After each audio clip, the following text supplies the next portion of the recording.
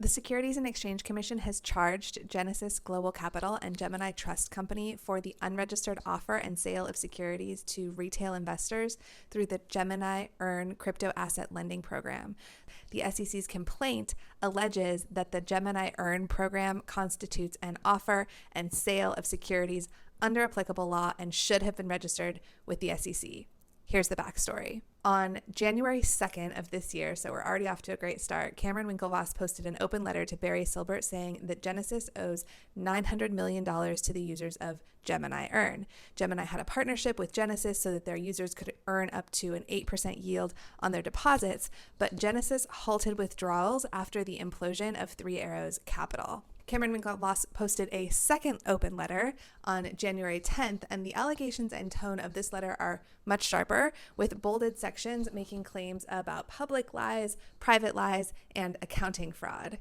Just over 5 hours later, on January 10th, Barry Silbert posted his letter to shareholders in which he denies the claims that were made in the Winklevoss open letter, such as whether or not DCG subsidiaries commingled funds. This whole situation has the industry reeling because DCG is one of the biggest companies in this space. As Barry noted in his letter, they have invested in more than 200 companies. They're the largest asset manager. They own CoinDesk, the biggest crypto news platform, and they have the #1 Bitcoin mining pool in the world.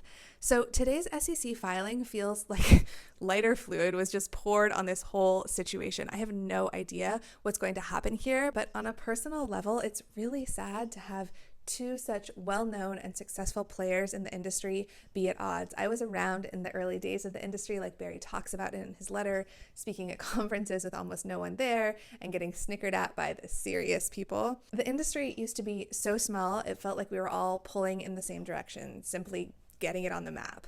But now, in this year of imploding companies, we have two of our oldest and largest at odds, as well as being sued by the SEC. I don't know what's going to happen, but I think it's weird no one's talking about it yet.